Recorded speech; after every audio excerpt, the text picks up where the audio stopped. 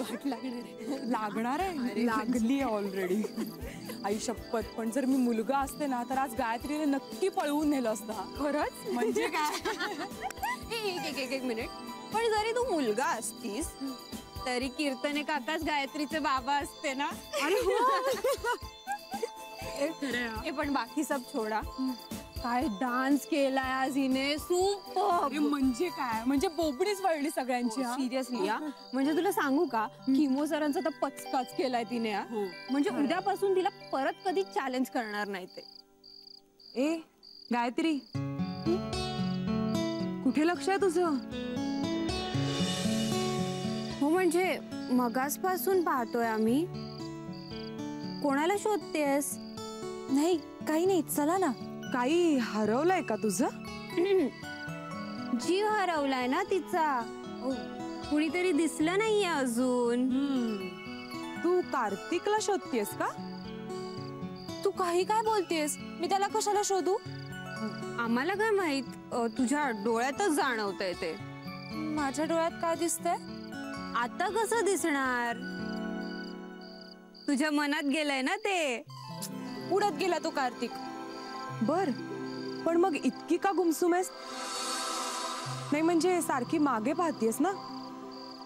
अगं काही नाही, म्हणजे मला सारखं वाटतंय की माझ्या मागे कोणीतरी आहे. हो, कार्तिकचं भूत असेल. गप्प बसा पिऊ. ए गायत्री, कुणाशी खोटं बोलतीयस तू? लहानपणापासून ओळखतो हा आम्ही तुला. काहीही म्हणा, पण आज मॅडमने सॉलिड हवा केलीये. अगं कार्तिक पण वेड्यासारखा टाळ्या वाजवत होता. हो हा, आणि गायत्रीला आता कोणी चॅलेंज नाही हा करायचं. आणि तीच आपली लीड डान्सर होतीये की नाही ते बघ तू. अगं म्हणजे काय, झालीच आहे. येस, आणि गायत्री आपल्याला ट्रॉफी मिळवून देणार आणि ही स्पर्धा आपण जिंकणार हे नक्की. हो, काहीही झालं तरी आपण स्पर्धा जिंकणारच. कारण बाबांनी मला सांगितलंय की एकतर आपण स्पर्धा करायची नाही, आणि जर ती केली तर ती आपण जिंकायचीच. आले परत बाबा.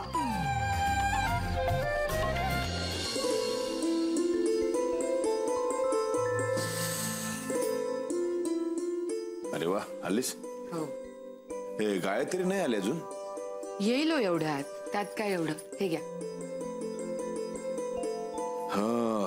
नेमका काल कुठल्या पानावर होतो बरं मी? तेच पान काढून दिलंय. अरे वा, बरंच लक्षात ठेवतेस. फक्त पुस्तकाचं पान नाही, आयुष्यात कुठल्या पानाहून तुम्ही कसे पुढे जाता ना, हे सुद्धा लक्षात असतं माझ्या. सध्या मी गायत्रीचा डान्स आणि तिची स्पर्धा या एकाच पानावर रेंगाळलेला आहे. तुम्ही रोज जाता ना रिहर्सल्स बघायला? हो. कशी नाचते हो आपली गायत्री? अगदी देखणी नाचते, देखणी. देखणी. किती छान शब्द वापरलात. नाही खरंच, म्हणजे गायत्री जेही काही करते की ती मनापासून करते ना. मजा येईल तिचा नाच बघायला. तू का नाही आहेस उद्यापासून माझ्याबरोबर? मी? हा, रिहर्सलला चल. मी काय करू येऊन तिकडे? आणि उगाच मी आले कॉलेजला तर तिला ऑकवर्ड वगैरे वाटायचं. ऑकवर्ड? एक एक एक मिनिट, म्हणजे मी नाही का जात आता तिथे रिहर्सलला? मी तिथे गेलो म्हणजे काय तिला ऑकवर्ड वाटतं? नाही असं कुठे म्हणाले मी. पण नाही नाही नाही, अपॉइंटमेंट काय नाही. मला उलट काय वाटतं माहितीये का, आपण मुलांच्या कॉलेजमध्ये जाणं, त्यांची रिहर्सल बघणं, हा एक पालकत्वाचा भाग आहे. तुमचं म्हणणं बरोबर असेलही कदाचित, पण नाही नाही, एक मिनिट, गायत्रीचं सोडून दे.